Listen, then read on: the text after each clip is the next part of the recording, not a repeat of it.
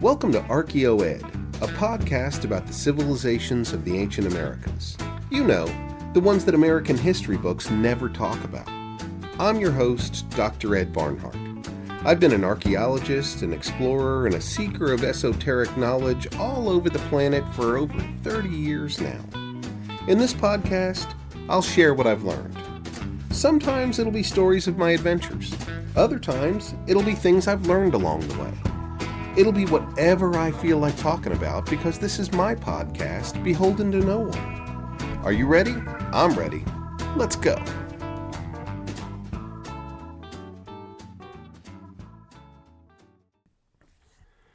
Season 5, Episode 2, El Dorado, Fact or Fantasy?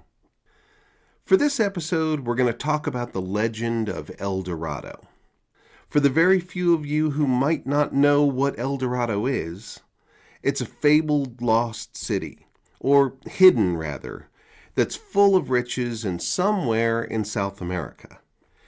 It's one of those places that almost everyone has heard about, not just archaeology and history buffs. It's been part of pop culture for centuries, not unlike the never-ending stories of Atlantis. And also like Atlantis, there are many people that still think it existed, even today. So we're going to delve into this topic today. Spoiler alert, I think it actually did exist, or at least some form of the stories. I was careful to say stories, not story, because that is our primary impediment to discerning the truth. There isn't just one story of El Dorado. Over the centuries, there have been many, morphing and melding together into a myriad of versions. It has various names. El Dorado is the main one, but there's also Manoa, Paititi, Akakor, and even Cibola, which is actually supposed to be in North America, is connected in some of these stories. The earliest stories put it in Colombia or Venezuela. Later ones say Peru or Brazil. Some recent explorers think it's maybe in Bolivia. Even the geography changes from story to story. Is it in the Amazon or the Andes? Is it by a lake? Or maybe it's subterranean? The one thing that unites all the stories is the treasure. El Dorado is said to be immensely wealthy, overflowing with gold, emeralds, and other treasures. That's why it remained in the minds of people for centuries. The dream of striking it rich somehow is about as close to a human universal as you can find. Real or not, we of the modern world have turned it into the very concept of, or a metaphor for, abundance and wealth. Think of all the places or products you know that use the name El Dorado. Heck, I'm drinking a bottle of El Dorado spring water as I record this. It's also all over film and television. Even Disney got in on it with their movie The Road to El Dorado. Why they decided to place it in Mexico among the Maya is a question that still irks me, but I guess, what harm is it to have one more version of a story that already has dozens? That brings me back to my earlier point. It's the many, many different stories that muddle our ability to separate fact from fiction. In this episode, I'm going to try to pull those stories apart and see if there's anything reliable there. Over the last 500 years, there have been dozens of expeditions to find this impressive city of gold. Probably many more launched by the kind of men who don't journal and prefer to conduct their activities in secret. If we track back to the earliest stories, even then we get two. Both occurred in the 1530s. The first was from a Spanish expedition up the Orinoco River in Venezuela in 1531. That was the same year that Pizarro began his conquest of the Inca in Peru. Captain Diego de Ordaz sailed a galleon upriver, hoping to find the wealthy civilizations natives on the coast had told him about. Juan Martinez, one of his soldiers, accidentally blew up some of their munitions and was exiled, They sent him off in a native canoe. Almost a year later, he returned to the coast with an amazing story. He said he drifted into a huge lake where natives captured him and brought him to a massive city named Manoa. The emperor named Inga befriended him and let him live in luxury in the city for 6 months. Then, after learning a bit of their language, the emperor granted him free passage to leave. So that's story number 1, and we'll get back to it. The second story takes place in 1536 during the expedition of a Spanish lawyer turned conquistador named Gonzalo Jimenez de Quesada. By this time, Pizarro had conquered the Inca and extracted tons of gold and silver from them. So Quesada, even though his mission was really to find a land route between Peru and the north coast of Colombia, had gold fever, just like every other conquistador at the time did. He figured that if he diverted just slightly off mission, maybe he could find this Manoa place and sack it with his 800-man army. But on the way, he encountered another advanced civilization of people who called themselves the Muisca. They had stone-built cities, elaborate art, and lots of gold and emeralds. Unlike the Inca Empire, the Muisca were a loose confederation of people sharing the same religion and language. The language was Chibcha, still spoken today in the interior of Colombia. The southern group, called the Sipa, and the northern group, called the Saque, were infighting. In typical Spanish fashion, Quesada helped, in air quotes, the Sipa defeat the Saque, and then conquered them too. He took a lot of gold and emeralds from the defeated Muisca, documented not in stories, but official correspondence and shipments back to Spain. Along the way, multiple Muisca people told his army about the ascension ceremonies of their rulers. Near the Sipa capital of Bogota, which is today Bogota, Colombia, there's a crater lake named Guatavita. On the day of their ascension, the Muisca ruler-to-be would float out into the lake on a giant raft full of attendants and offerings to what the Spanish described as the demon they worshipped as their lord and god. Sounds like the Fang deity to me, but I won't go there right now. Anyhow, they would cover the ruler's body with lake mud and sprinkle it with gold dust until he was completely covered. Then the ruler-to-be would throw all of the treasures off the raft into the lake, ending by diving in himself. When he emerged on the shore, washed off, he was officially the ruler. That gold dusting of his body is also referred to as gilding, and he was the gilded man. In Spanish, he was El Dorado. Dorado means golden or gilded in Spanish. So there's one unraveled string for you. The original El Dorado was not a place, but a person. But that person dropped a bunch of treasures off at a place, Lake Guatavita. Quesada conquered the Muisca in less than a year, setting up Bogota and Cartagena as the major cities of the new Kingdom of Granada. Now that Quesada was the big cheese in Colombia, he gave his brother Hernan the right to find Lake Guatavita in 1545. It wasn't far, just 50 kilometers northeast of Bogota. Muisca guides brought him right to it. Even in a pretty lame attempt to drain the lake with buckets, Hernan ended up finding gold artifacts in the lake. That triggered all sorts of people to go there and fish for gold, and many found some. Then finally in 1580, a Bogota businessman brought a work crew out and cut a huge notch into the crater lake wall, successfully draining 20 meters off the lake's depth. He found more gold artifacts, but he got greedy and tried to expand the notch. It collapsed, killing most of his work crew. The final assault on the lake came in 1898, when an English company drained the entire lake. They did find more gold, but only about $800 worth. Lake Guatavita still exists. The Colombian government made it a protected parkland in 1965. Tourists visit there today as the real spot of El Dorado. It even filled back up. Though it looks like a volcanic crater lake, it turns out to be a sinkhole that fills from springs in the bottom. I believe that story in that lake is the real El Dorado. Not just because of the chronicles, but because archaeology and geology seem to back it up. First of all, the Muisca people still exist. They number less than maybe 30,000 now, but they maintain their traditions and histories living in remote Colombia. We have good maps of the territories at Spanish contact. The area was vast, and their population was at least 500,000 people, and probably more like 3 million.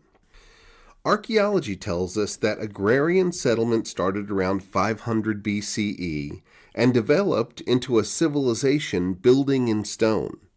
We even have a stone-built Muisca astronomical complex. Their economy was powerful, and their trade network was vast. They mined tons of copper, gold, and emeralds. In fact, Colombia remains the world's largest source of emeralds. One of my favorite movies growing up was Romancing the Stone. Michael Douglas, Kathleen Turner, and Danny DeVito searching in the Colombian jungle for a massive emerald called El Corazon. It wasn't until decades later that I realized, hey, the Muisca probably made that one. Of course, the big question is, how about the gold? Did the Muisca really have all that gold? Well, the collection of over 25,000 gold artifacts in Bogota's Gold Museum says yes. If that's how much survived into today, how much did they have before centuries of European looting occurred? And by the way, those artifacts aren't just lumps of gold. They're exquisitely made pieces of art. Delicate filigree, elaborate forms, and complex iconography typify the Bogota collection. In fact, it's so nice that the people at Ancient Aliens think it's extraterrestrial. But no, it's Muisca, and probably some from their lesser-known neighbors too. So for me, this is case closed on El Dorado. It was the Muisca and their lavish ascension ceremonies at Lake Guatavita. So if you just want my opinion, you can quit here. But of course, the treasure hunters did no such thing. When I return from my first commercial break, I'll tell you how the legend expanded and about the hijinks that ensued.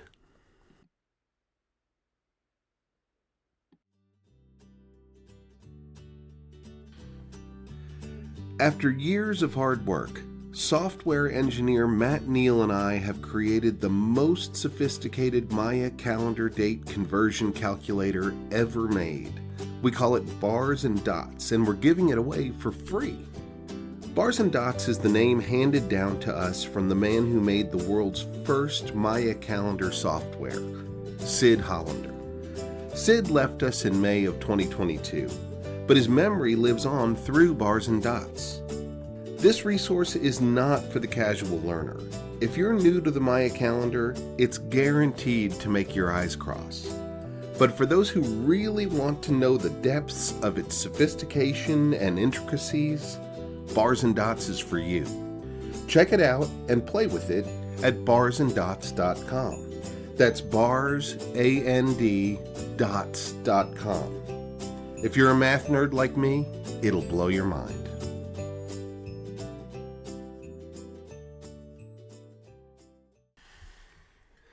Okay, where was I?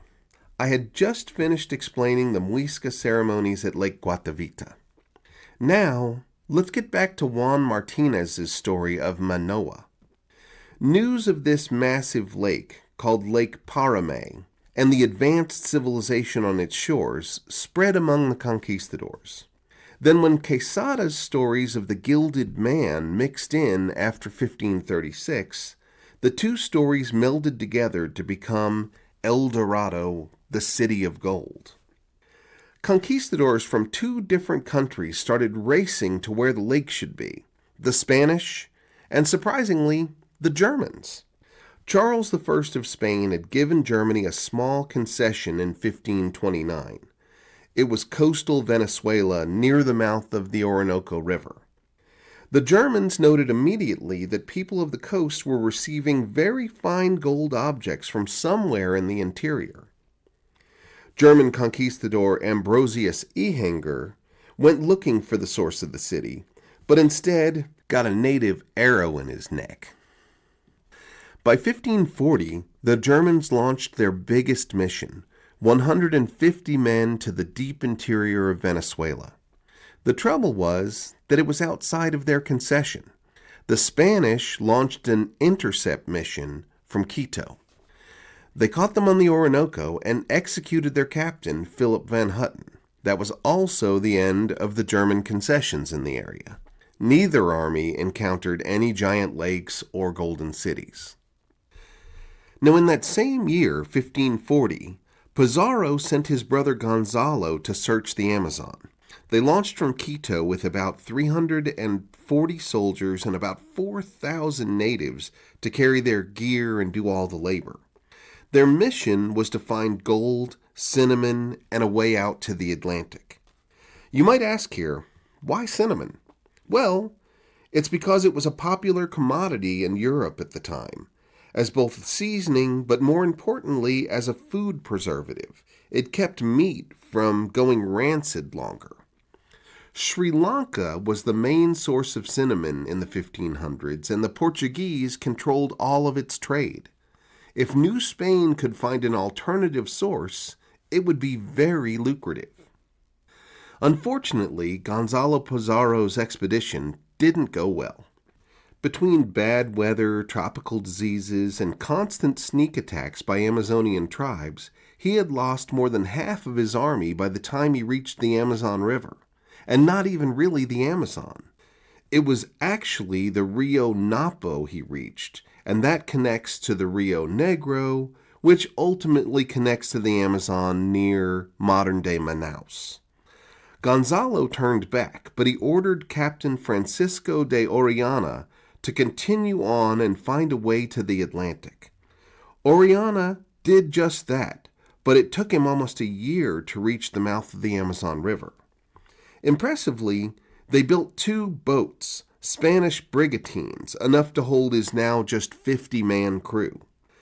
Along their way out to the Atlantic, they saw multiple big population centers with cities. At one point, they followed a road for miles off the river to a large walled city. They said the road was formal and 20 meters wide.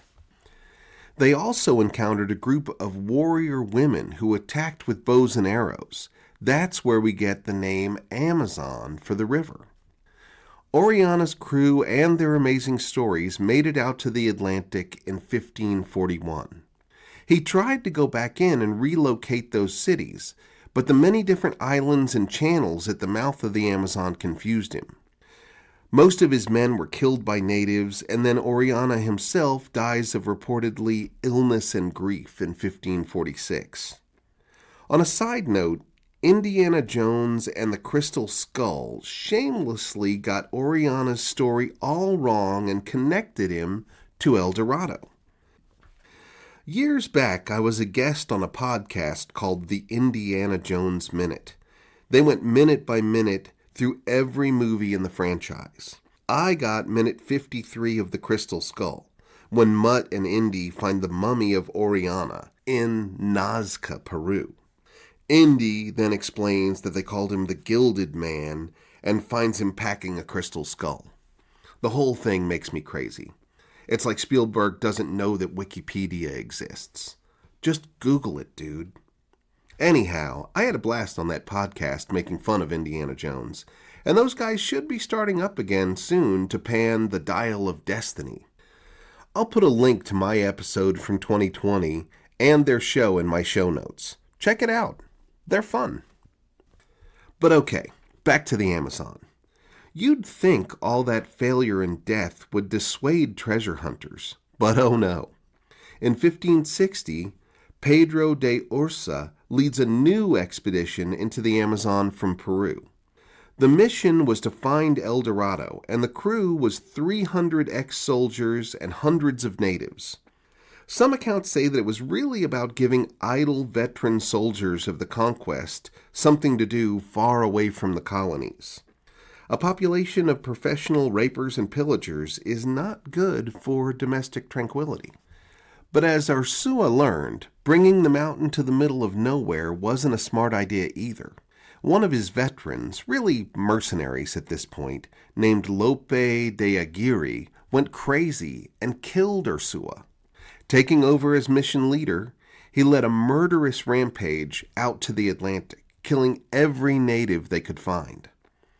At that point, they weren't even really looking for El Dorado.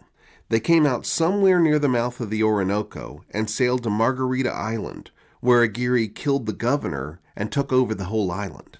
Eventually, he was caught and killed, but his psychotic cruelty remains infamous to this day. If you want to see a disturbing film about it, I recommend Aguirre, The Wrath of God. It's free on Amazon Prime. Going forward to just 1590, yet another Spanish attempt to find El Dorado was launched, this time from Colombia and in the direction of the lost Lake Paramay. Antonio de Berrio led multiple missions in. His third mission had an army of 500 men and made it all the way into modern-day Venezuela. But to his surprise, they were captured by an even larger army searching for El Dorado, led by none other than Sir Walter Raleigh. They decided to team up together, but once again, they found no giant lake and no golden city. Nevertheless, Raleigh went home to England and wrote a book about El Dorado, complete with a fictitious map showing its probable location on the north shore of the non-existent Lake Paramay. He was all set to go treasure hunting again when James I took the throne and threw Raleigh into the jail at the Tower of London for 13 years. Finally, he was released in 1617. And despite being way too old, he led another expedition to find El Dorado. This time, they immediately started a fight with Spanish forces. Raleigh's son Walter was killed in the battle, and his first lieutenant committed suicide. Raleigh himself barely escaped alive. And having broken treaties between England and Spain, King James had him beheaded in 1618. So in a strange way, we can say that the legend of El Dorado killed Sir Walter Raleigh. So did that stop the quest? Of course not. Another almost 200 years of people searching for the El Dorado on Raleigh's fake map occurred, until finally Alexander von Humboldt put it to rest. His 1804 mapping expedition into Venezuela disproved the existence of Lake Paramay once and for all. So, of course, that stopped everything, right? No. For the faithful and fatally optimistic, it just meant that the city of gold must be somewhere else. When I return from my final commercial break, we'll talk about the searches in Brazil, Peru, and Bolivia.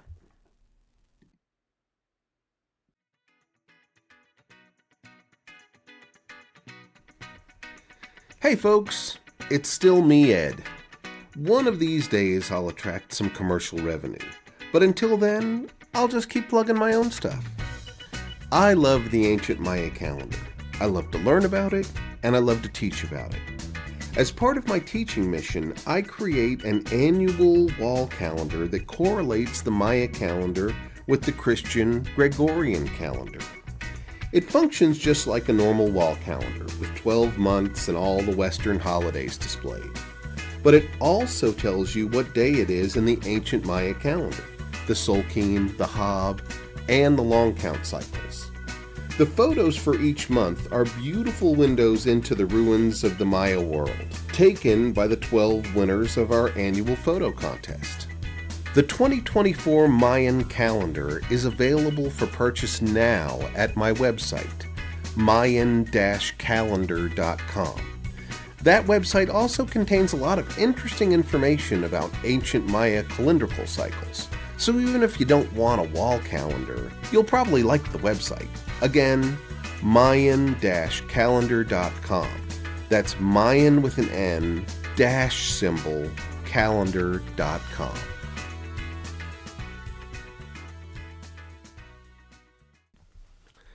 Okay, so moving forward, let's talk about another legend that melds with El Dorado, the Incan city of Paititi. It's said to be somewhere in the Amazon where Peru, Bolivia, and Brazil connect. Maybe it was the capital of the Inca region called Antisuyu. The first known mention is in a 1600 CE letter to the Pope from Andrés Lopez, who was a priest working in the Andes. Frankly, it was never reliable. It was a story told to him by missionaries in the Amazon. Nevertheless, he reported a large, rich, advanced Incan city hiding somewhere in the Amazon. Numerous attempts to find it over the last 400 years have been made. All of them came back empty-handed. Eventually, it combined with the story of Vilcabamba, which was the last holdout of the Inca Empire. It was hiding somewhere in the Amazon right at the bottom of the Andes, but it was actually found and defeated by the Spanish in 1572. It was said to be where the Inca hid the last of their gold, but nothing was reported at conquest. But of course, treasure hunters believed it was still lost and kept searching. Hiram Bingham, the famous discoverer, air quotes again, of Machu Picchu, was actually first looking for Vilcabamba. He found it in 1911, but he did not like what he found. It was a ruins named Espiritu Pampa, at the place where the Andes and the Amazon met, so it was in the right location, directly east of Cusco. It did have Inca architecture, but it was basically a mud hole with no gold. Bingham had been funded by rich New England backers, and he couldn't well return with the actual Vilcabamba, so he brought them Machu Picchu instead. But as what has now become the chorus of this podcast episode, the treasure hunters didn't stop looking. French explorer Terry Jamin, the same guy that got kicked out of Machu Picchu for insisting he found a secret door leading to Pachacute's tomb, is the current would-be discoverer at bat. He's made over a dozen trips into the Peruvian Amazon, claiming to have found Nazca lines and a petroglyphic map to Paititi. I've looked at his evidence and find it unconvincing. But despite my opinion, and that of most of the archaeological community of Peru, he marches on. His latest project is a 2022 documentary called In Amazonia, Discovering the Peruvian Grail. You can find it on YouTube, Amazon, and even Apple TV. It's got hundreds of thousands of more views than anything I've ever produced, so it must be true, right? But okay, putting my sarcasm away, let's move to Brazil. The most famous expedition gone wrong there is Percy Fawcett's search for the lost city of Z. He and his son went missing in 1925, never to be seen again. Part of the reason that his story is so compelling is that Percy Fawcett wasn't some poser. He was a badass. He had decades of experience exploring the Amazon and knew how to handle himself. As part of his work, he led survey missions for Brazilian mining companies and found multiple locations to mine gold resources. Then he stumbled upon a Portuguese manuscript from the 1500s, reporting a massive stone-built city somewhere out in the Brazilian province of Mato Grosso. Having no doubt read Bingham's discovery of Machu Picchu and the associated stories of a lost city in the Amazon, he went looking for it in Mato Grosso. He called his target the city of Z because he thought it was near the headwaters of the Xingu River, and that's about where he went missing. The irony for Fawcett is, he was right. No one's ever found an El Dorado out there, But over the last 2 decades, archaeologists have found tons of massive geoglyphs and walled communities in that very same Xingu region. Okay, the last El Dorado-related legend I'll talk about here is the city of Akakor. Indiana Jones and the Kingdom of the Crystal Skull used it, but changed its name slightly to Akator. The story actually starts in Ecuador, with a guy named Juan Marix, who told Eric von Däniken about subterranean cities built by aliens in the Amazon. Von Däniken's 1973 book, The Gold of the Gods, was based on it. Then a German journalist named Karl Brugger wanted to follow up and ended up in Manaus, Brazil, with an informant named Tatunka Nara, probably recommended by Juan Marix, who Nara claimed to know. In 1976, Brugger published the book The Chronicles of Akakor. If there's an earlier reference to Akakor, I can't find it. The big problem here was that Tatunka Nara was his only source of information, and he's definitely a fraud and probably a murderer. Nara said that he was the son of an Amazonian chief and a German missionary, which apparently explained his perfect German. He told Brugger that his tribe kept oral traditions about a wondrous city called Akakor near the northwestern part of the Amazon, in that direction of El Dorado and Manoa. He said it was part of a network of 13 cities, all connected by subterranean tunnels, just like von Däniken's book said. And in keeping with Däniken's tale, Nara said they were all built by aliens. But sadly, 13 years after the aliens left, in 10,481 BC, the cities were destroyed. Nara probably lifted that date from the psychic Edgar Cayce, who had just published a popular book claiming that Atlantis had been destroyed around 10,500 BCE. Anyhow, Tatunka Nara got pretty famous because of Brugger's book, and would-be treasure hunters sought him out. 3 times in the 1980s, Nara led people on expeditions to find Akakor and returned to Manaus alone. American John Reed in 1980, Swiss explorer Herbert Warner in 1983, and Swiss Christine Hauser in 1987. All of those people were never seen again. And as for Karl Brugger, he was murdered in 1984 outside a bar in Rio de Janeiro. Finally, a German documentary film crew did their homework and found out that Tatunka Nara was actually German citizen Gunther Hauck, who had skipped out on his alimony payments in 1967. Even though tourists eventually found Warner's skull near Nara's neighborhood, authorities could never pin him with the crimes or murders. In 2017, I led a travel course in Brazil up the Rio Negro from Manaus. It was about the ancient civilizations in the Amazon, visiting tribes and asking them about the anthropogenic landscapes that they called Tierra Prieta, or Black Earth. But along the way, I also talked about the legends of El Dorado. I mean, why not? It's fun. Never missing an opportunity to find trouble, I asked the guides in Manaus about Tatunka Nara. Most had heard of him, but one had his cell phone number. So, of course, I called him. And he picked up. I said in English, "Is this Tatunka Nara?" And he replied, also in English, "Yes." Then I asked, "Will you talk to my group about Akakor?" And he hung up. I tried calling back a few more times, but he never picked up again. Dang, I was so close to introducing my group to a murderer. Well, probably for the best. Okay, well that's pretty much a wrap for this episode. In conclusion, do I think El Dorado is real? Yes, I do. But I think it was exaggerated and morphed from a person into a city way back in the 1500s. Was there a treasure of gold and emeralds? Yes. But the Spanish found it, sacked it, and destroyed Lake Guatavita by 1580. But a good treasure hunter never lets facts get between them and their quest.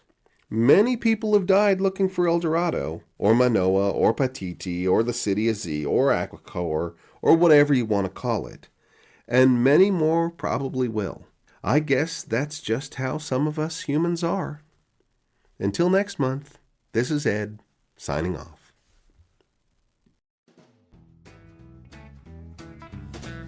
You've been listening to ArchaeoEd, a podcast written, recorded, and voiced by me, Ed Barnhart. If you like what you heard, please like, share, comment, and do all that other stuff I'm supposed to ask you to do. And if you really liked it, consider supporting ArchaeoEd through Patreon. Just go to patreon.com and search for ArchaeoEd. I'm in there somewhere. I make these podcasts for free, but I'm not opposed to making money. In fact, if you folks could free me from my day job, well, I'd be much obliged. ArchaeoEd is my intellectual property. All rights reserved. Copyright 2023.